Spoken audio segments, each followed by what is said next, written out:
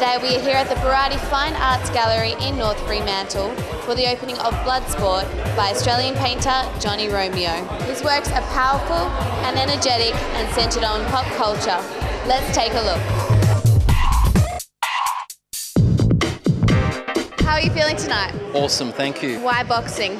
Well, my work is about colour, it's about excitement, it's about energy, and it just sort of fits because boxing's all about that kind of stuff as well. Tell us about Bloodsport. Bloodsport is an exhibition which sort of focuses on boxing.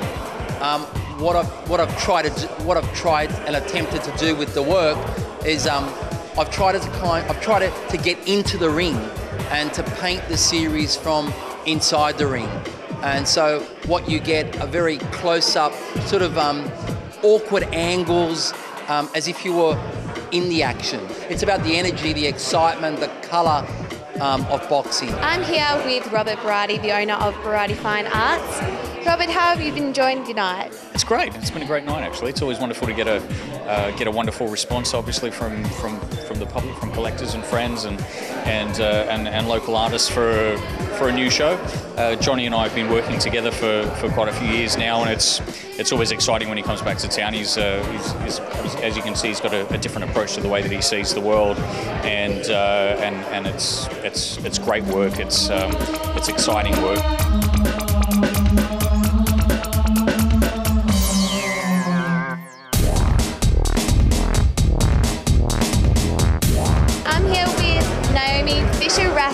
Yes, that's correct. Who was an Olympic boxer this year. Yes. How was that? Amazing. Absolute, yeah, incredible. Yeah, it was an incredible experience to get up in the ring at the Olympics and compete. Like, regardless of the outcome, it was just a buzz, definitely. And what do you think of the collection tonight? I love how he's, like I said, they captured the intensity, I think, in his pictures. Because for me, that's what the ring's about. It's just that desperation, the intensity. And like when I look at the pictures, I definitely see all of those factors. And also the colour makes the artwork bold and in your face, which is a little bit like boxing as well. So I actually really love it. Hey, I thought the first time I saw it was awesome. Thoroughly enjoying tonight. Bit of surprise to see the paintings. The first time I've actually seen this sort of stuff. Yeah. But being a boxing coach and Naomi's trainer, I can relate to these paintings. Of course, as you look around, you see it's very aggressive, more the aggressive side of the sport.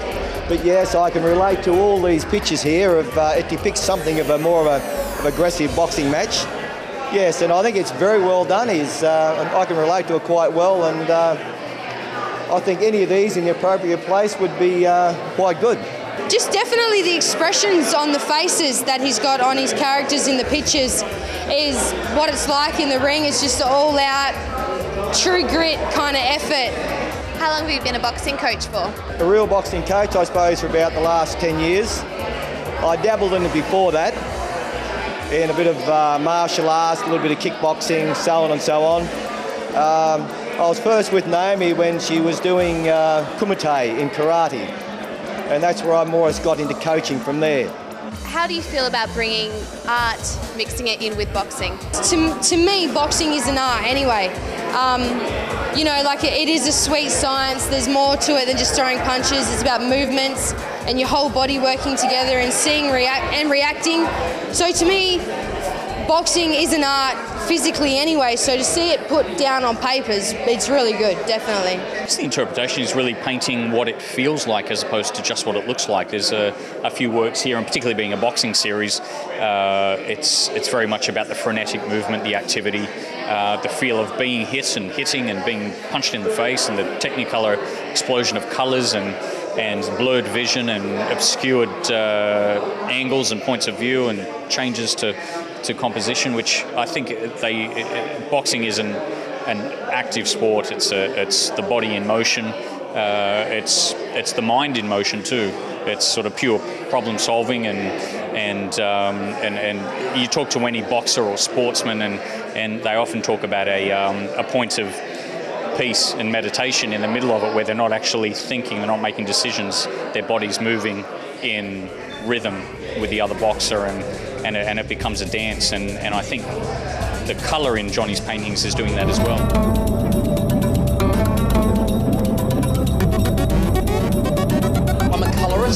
So colours are part of the work I do, and colour is always present in every single work, you know. And it's just it's you know, a type of me trying to find what colours kind of work for what paintings, and to try to bring out a certain mood or a certain feeling. And yeah, and it's, you know, also experimenting with colours as you're working with them as well. A lot of the pop artists of the 60s have all influenced my work, and my work's also neo-expressionist as well. It's, you know, there's a lot of energy in the work. I remember I first loved about pop art in general, and oftentimes pop art tends to border on flat, static composition, and then you had artists like Lichtenstein who really brought the action in, and I remember action painting sort of had a sort of ebb and flow of popularity through the ages. Continually grows and develops, should develop, and with the fundamental concept of exploring popular culture. And in the age of the internet now, you always wonder what Andy Warhol would have done with the internet, and painters like Lichtenstein would have done with the internet and popular culture. And when I look at Johnny's work, I sort of see parts of what they're doing, and then also see some of the great painters like Matisse's approach to colour, and where Johnny's work is quite illustrative. He's not just drawing or painting what something looks like, he's painting what it feels like, and that's really the reason for such an explosive approach to colour, and I think he really pulls it off well.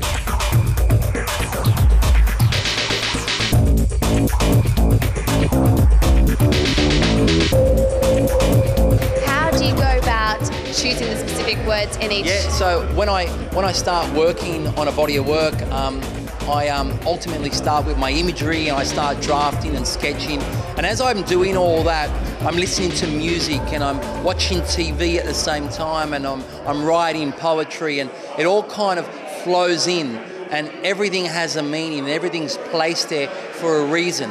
It's almost like I'm writing poetry as I'm painting, and you've got to read the work as much as view the work as well. So, yeah, there's a lot in it. It's visual, but it's also verbal as well. His use of text often came from his influences, people like Basquiat and even Rosalind Gascoigne as well. I like what he's doing with dropping the text, because I think it just zeroes the viewer in on the colour first of all, and on the concept of the piece. Sometimes the text complements the piece, sometimes it's a distraction.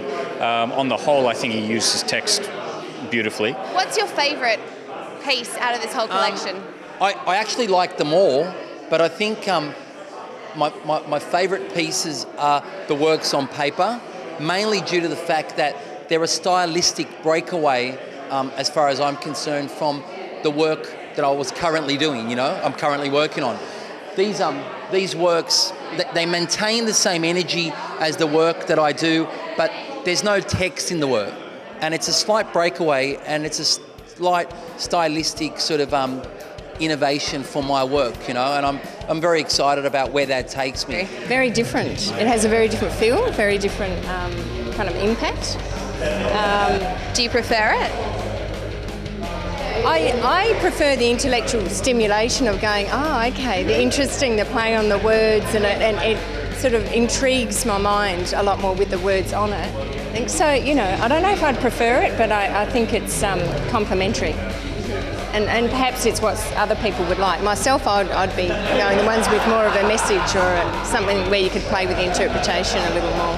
Stylistically, these for me are a breakaway, and I'm excited about them because when you work on paper, predominantly when you're a painter that works on canvas and you try to intensify your colours on canvas, you don't know how you're going to capture that same essence of colour on paper behind glass. So these were a big breakaway, but also an experiment. I've worked on paper 1,000 times, but in saying that, I haven't ever captured the same intensive colour as my canvases, It's the same process, same way, more mediums, more gloss sprays, all that kind of stuff, it means working a little bit harder, but and it captures it all. And funny thing that people have often said to me, they don't realise that there's no text in the work, and it's like, oh wow, I didn't realise that, but yeah, there's no text in the work here. There are a few of the works here that are a great example where